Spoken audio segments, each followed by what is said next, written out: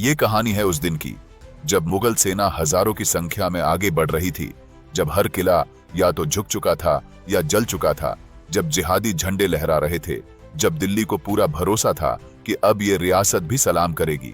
लेकिन तभी एक औरत हाथी पर खड़ी थी और पूरी मुगल सल्तनत के सामने सिर्फ एक सवाल खड़ा कर दिया कि अब बचाओ अगर बचा सकते हो। और तब इतिहास ने सांस रोककर देखा कि एक औरत दीवार बनकर जिहाद के सामने खड़ी थी। 1524 में कालिंजर के चंदेल राजमहल में रानी दुर्गावती का जन्म हुआ। पिता राजा कीर्ति सिंह चंदेल ने उन्हें घुड़सवारी, तीरंदाजी और जंग की पूरी ट्रेनिंग दी। दलपत शाह की मौत के बाद महज 23 साल की उम्र में रानी दुर्गावती ने छोटे बेटे वीर नारायण के साथ हुकूमत संभाली। दरबार के विरोध के बावजूद उन्होंने पर्दे में रहने से इनकार किया और खुद कंट्रोल संभाला। रानी दुर्गावती ने टैक्स सिस्टम सुधारा, सिंचाई प्लान शुरू किए और मिलिट्री तैयारियों को मजबूत किया।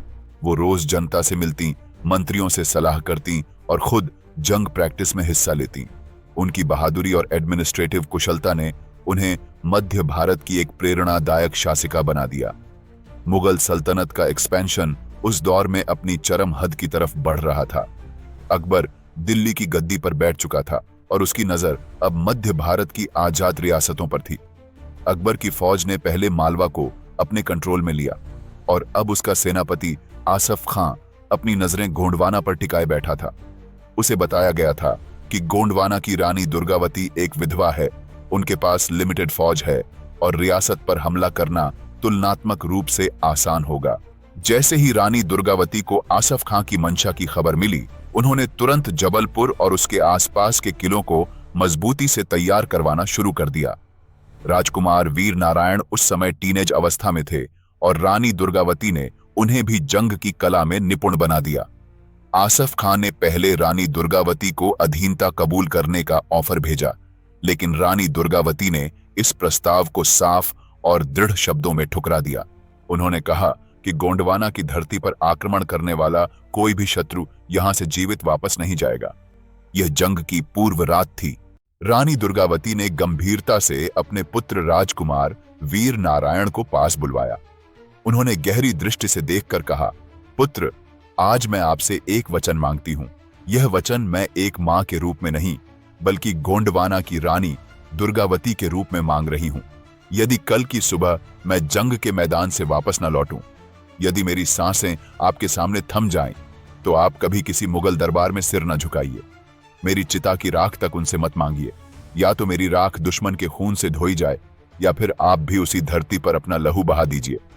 आप किसी की छांव में नहीं पले, आप स्वयं एक छांव बनने के लिए जन्मे हैं। याद रखिए पुत्र, हम झुक सकते हैं केवल मंदिरों में, लेकिन मुगलों के सामने नहीं। आपका युद्ध कल प्रारंभ होगा और मेरा आज समाप्त हो रहा है। 1564 की गर्मियों में जैसे ही मुगल सेनापति आसफ खान ने गोंडवाना की तरफ कूच किया, रानी दुर्गावती को इसकी आहट तुरंत लग गई। न कोई संदेशवाहक, न कोई जासूस, बल्कि रानी दुर्गावती की वह गुप्त मिलिट्री इंटेलिजेंस जो मालवा के रास्ते बढ़ती हुई मुगल फौज की खबर दरबार तक पहुंचा चुकी थी। यह कोई मामूली हमला नहीं था।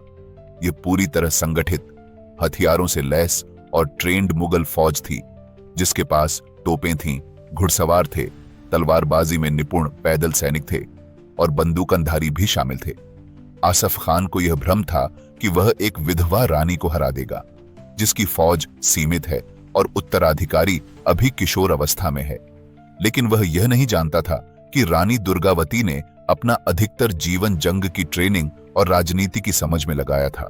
वे जंग के मैदान को किताबों में नहीं, बल्कि धरती पर समझती थीं। रानी दुर्गावती ने युद्ध के लिए सबसे पहले नर्रई घाटी का चयन किया, एक ऐसा इलाका जो सिर्फ भौगोलिक ही नहीं, बल्कि स्ट्रैटेजिक दृष्टि से भी बेहद अनमोल था। यह घाटी 3 तरफ से पहाड़ियों से घिरी हुई थी।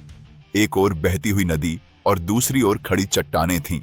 केवल एक संकरा रास्ता था जहां से किसी बड़ी फौज को भीतर आना पड़ता।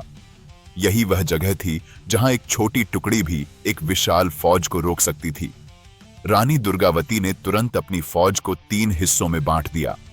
पहला दल घाटी के ऊपरी हिस्सों में तैनात किया गया, जिन्हें तीरंदाजी, पत्थर फेंकने और ऊंचाई से दुश्मन पर दबाव बनाने की जिम्मेदारी दी गई थी। दूसरा दल नदी किनारे के जंगलों में छिपाया गया, जिन्हें पीछे से आने वाले किसी भी मुगल दस्ते को रोकने का आदेश दिया गया था। तीसरे और सबसे निर्णायक मोर्चे की कमान स्वयं रानी दुर्गावती ने संभाली थी। वह एक विशाल और बख्तरबंद हाथी पर सवार थी, जिनके साथ उनका विशिष्ट अंगरक्षक दल हमेशा तत्पर खड़ा था। यह हाथी कोई सामान्य राजकीय सवारी नहीं था। उसके माथे पर धातु की मजबूत शील्ड लगी थी और उसके चारों पैर लोहे की कवच से सुरक्षित थे। उसकी पीठ पर एक रथ जैसी हौदी बनी हुई थी, जिसमें खड़े होकर रानी दुर्गावती ने पूरे मोर्चे की निगरानी की। जंग के पहले दिन जैसे ही मुगल फौज ने नर्रई घाटी की तरफ कूच किया, गोंड फौज ने अपने तीर पहले से कमान पर चढ़ा लिए थे। मुगलों को यह भ्रम था कि यहाँ का घना जंगल और ऊबड़ खाबड़ जमीन शायद उनकी कैवेलरी की रफ्तार को धीमा कर देगी, लेकिन वे ये नहीं जानते थे कि इस भूगोल को रानी दुर्गावती की फौज ने पहले ही एक हथियार में बदल दिया था। सुबह के समय जब धुंध कुछ कम हुई, मुगल तोपों की पहली आवाज सुनाई दी, लेकिन नर्रई घाटी की ढलानों और पत्थरीली जमीन की वजह से तोपें सही तरीके से तैनात नहीं हो पा रही थीं। तोपखाना बेअसर होता जा रहा था, घोड़े फिसल रहे थे और पैदल फौज इधर उधर बिखरने लगी थी। यहीं से रानी दुर्गावती ने निर्णायक हमला शुरू करवाया। घाटी के ऊपरी हिस्सों से अचानक सैकड़ों तीरों की बारिश हुई। जलते हुए तेल और पत्थरों की बौछार से कई मुगल सैनिक शुरुआती मिनटों में ही बुरी तरह जख्मी हो गए। ऊंचाई से नीचे की ओर किया गया यह हमला उनकी पूरी फॉर्मेशन को तोड़ने लगा। रानी दुर्गावती ने हाथ उठाकर संकेत दिया। उनका बख्तरबंद हाथी आगे बढ़ा। हाथी के दोनों ओर अंगरक्षक ढालें थामे रानी दुर्गावती के साथ कदम से कदम मिलाकर चल रहे थे। नीचे से मुगल तीरंदाजों ने रानी दुर्गावती को निशाना बनाकर तीर चलाए, लेकिन हाथी पर लगे कवच और ढालों ने उन्हें पूरी तरह सुरक्षित रखा। रानी दुर्गावती ने स्वयं अपने धनुष से एक के बाद एक बाण चलाए और उनके 3 सटीक वारों में 3 मुगल सैनिक वहीं ढेर हो गए। रानी दुर्गावती ने घाटी के भीतर 2 घुड़सवार टुकड़ियों को अलग अलग दिशाओं में रवाना किया। एक टुकड़ी ने नदी पार करने की कोशिश कर रहे मुगल दस्ते पर तेज हमला बोला, जबकि दूसरी टुकड़ी जंगल की आड़ से निकलकर सीधे मुगल फौज के पिछले ठिकाने की ओर बढ़ गई। इस बहुपक्षीय आक्रमण रणनीति ने मुगलों को पूरी तरह भ्रमित कर दिया। वे यह समझ ही नहीं पाए कि असली हमला किस दिशा से हो रहा है। जंगलों में तैनात गोंड योद्धाओं ने पहली बार बारूद की तीखी गंध महसूस की। मुगलों ने अपने बंदूकधारियों को आगे लाने की कोशिश की, लेकिन हर बार उनके जमने से पहले ही गोंड तीरंदाज उन्हें सटीक निशाने पर ले लेते थे। दोपहर होते होते घाटी के बीचों बीच कई मुगल सैनिकों के शव बिखरे पड़े थे। हालांकि गोंड फौज को भी क्षति उठानी पड़ी। उनके 7 वीर सैनिक नदी पार करते समय दुश्मन के तीरों का निशाना बन गए। शाम ढलने से पहले मुगल सेनापति आसफ खान ने घाटी के एक अन्य छोर से हमला करने की कोशिश की। इस बार उसने एक छोटी घुड़सवार टुकड़ी को पीछे से भेजा, लेकिन घाटी के पश्चिमी किनारे पर छिपी गोंड टुकड़ी ने उन्हें रास्ते में ही घेर लिया और कड़े प्रतिरोध के साथ वापस धकेल दिया। दिन ढलते ही रानी दुर्गावती ने आदेश दिया कि घाटी में सभी छावनियों के पास तेल के दिए और जंगल की सूखी लकड़ियों से रोशनी का इंतजाम किया जाए, ताकि रात में भी हमला और सुरक्षा दोनों जारी रखे जा सकें। उधर मुगल फौज ने भी अपनी एक टुकड़ी को विश्राम में रखा और दूसरी टुकड़ी को लगातार अगली पंक्ति में भेजने की रणनीति अपनाई। रानी दुर्गावती की सोच पूरी तरह स्पष्ट थी। जब तक दुश्मन थक न जाए तब तक अपनी पोजीशन नहीं छोड़नी है। लेकिन आसफ खान ने अंधेरे का फायदा उठाने की चाल चली।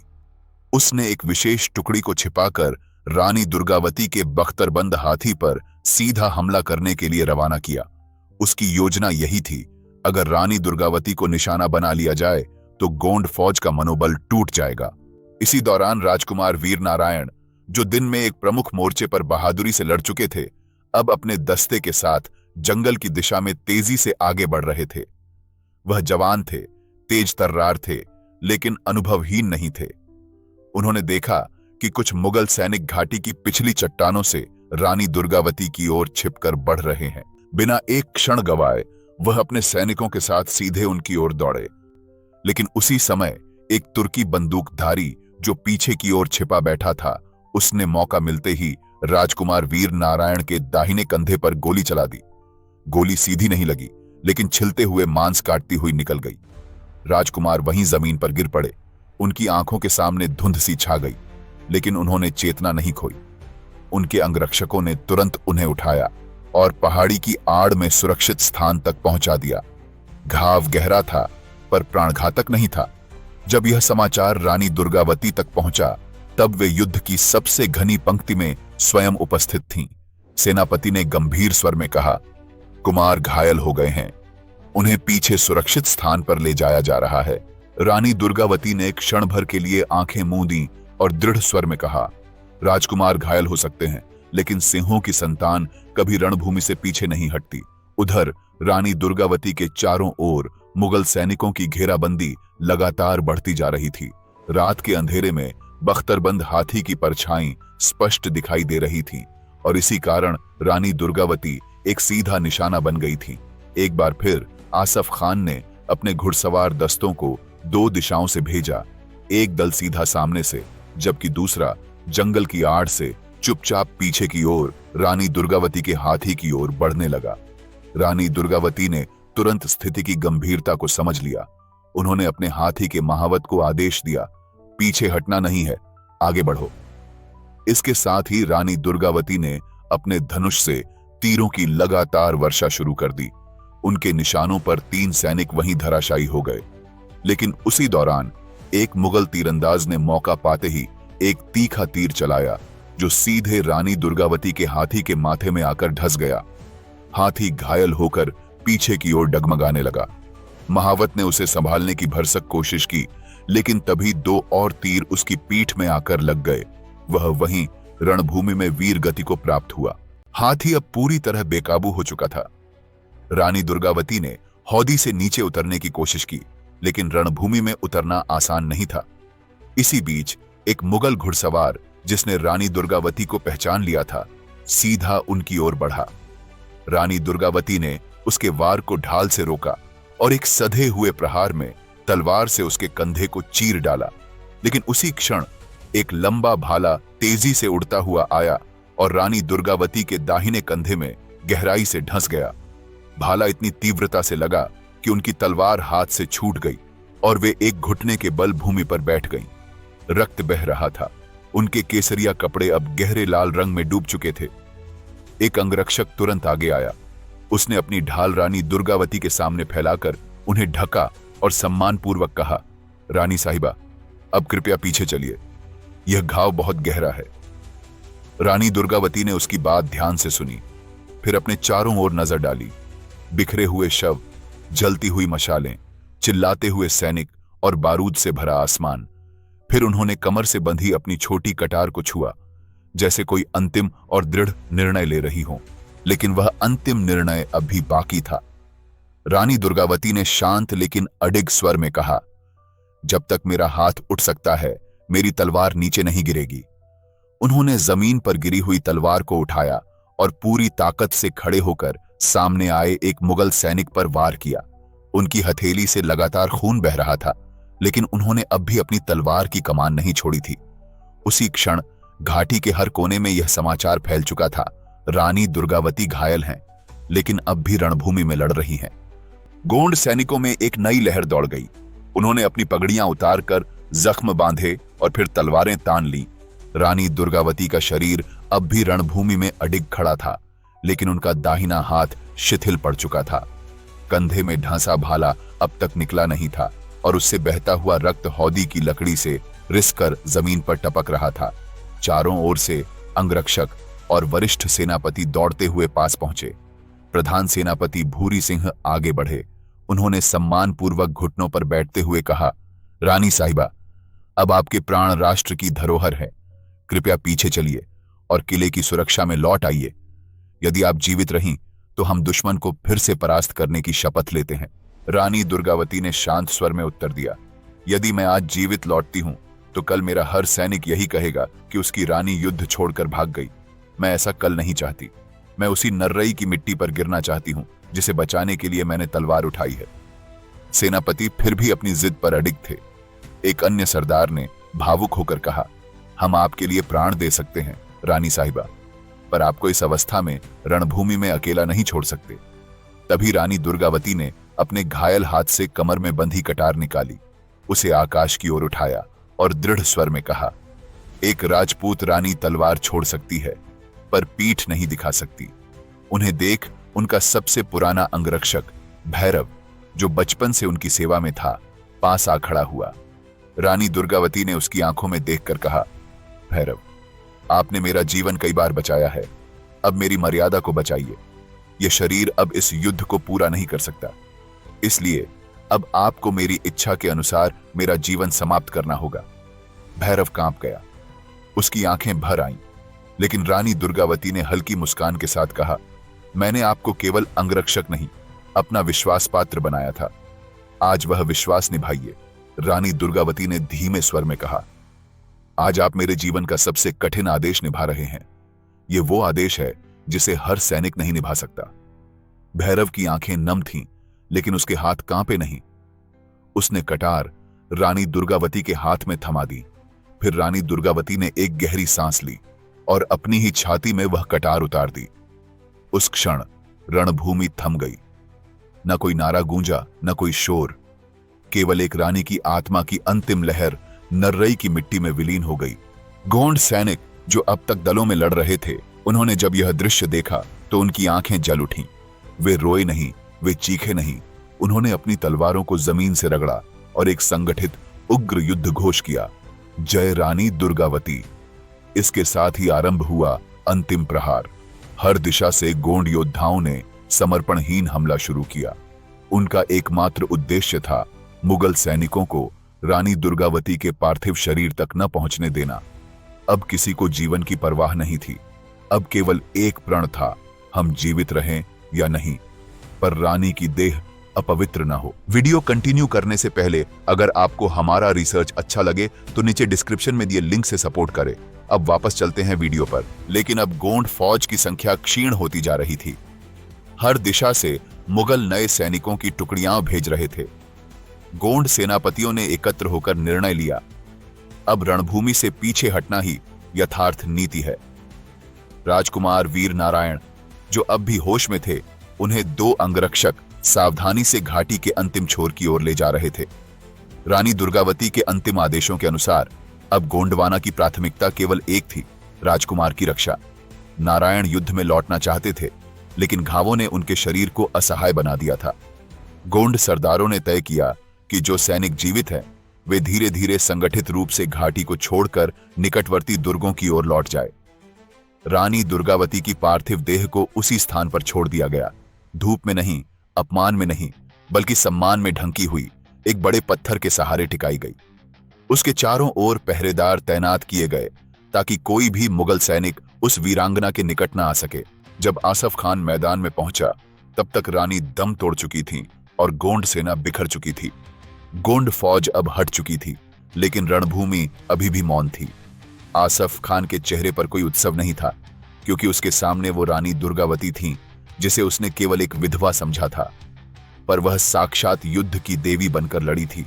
आसफ खान को विजय तो मिली, मगर ऐसी रानी को मारने के बाद भी वह सम्मान नहीं पा सका जो एक योद्धा को मिलना चाहिए। रानी दुर्गावती की वीरगति और आत्म बलिदान की खबर ने अकबर के दरबार में भी हलचल मचा दी। जब यह समाचार अकबर तक पहुंचा, तो उसने स्वयं रानी दुर्गावती के साहस और शौर्य की सराहना की।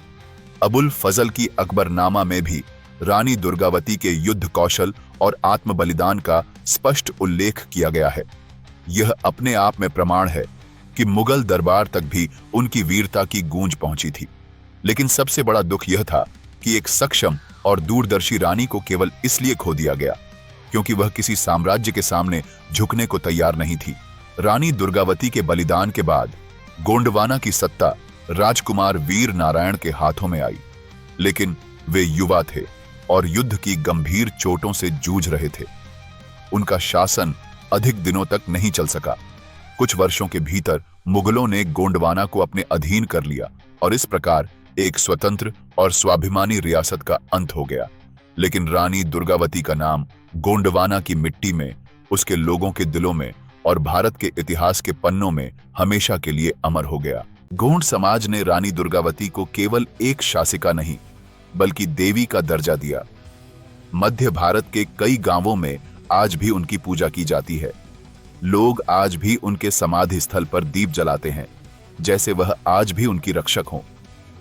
रानी दुर्गावती ने अपने जीवन से यह साबित कर दिया कि राजनीति, प्रशासन और युद्ध केवल पुरुषों का क्षेत्र नहीं है।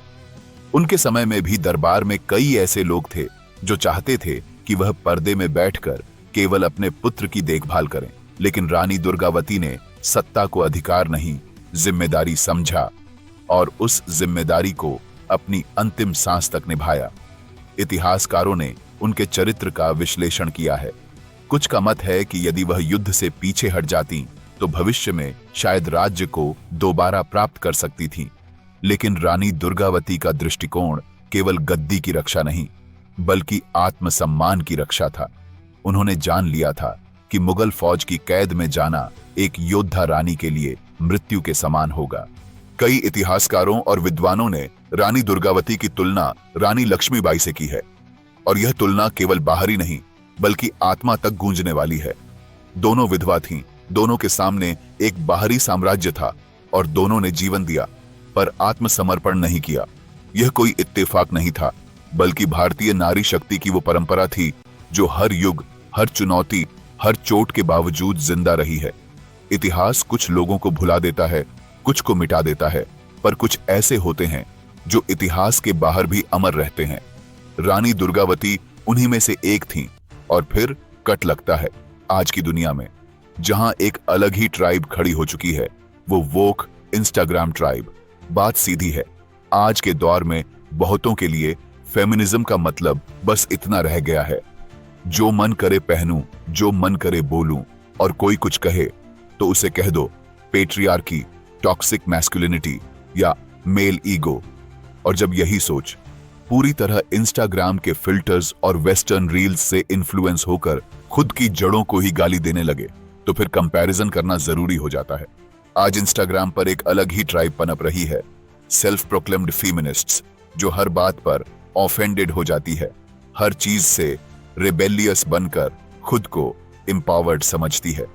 पर एम्पावरमेंट का मतलब सिर्फ रिबेलियन नहीं होता, जिम्मेदारी भी होती है। एक तरफ थी रानी दुर्गावती, 23 की उम्र में विधवा हुई, लेकिन पर्दे के पीछे नहीं बैठी।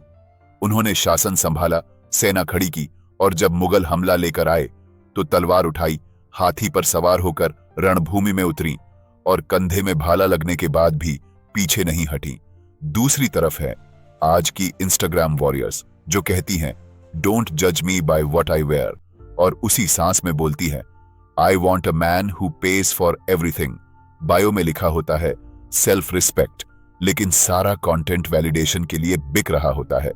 कुछ तो इतने वेस्टर्न इन्फ्लुएंस में डूब चुकी है कि भारत माता की जय बोलना क्रिंज लगता है, लेकिन प्राइड परेड NYC में फ्लैग उठाना बोल्ड लगता है।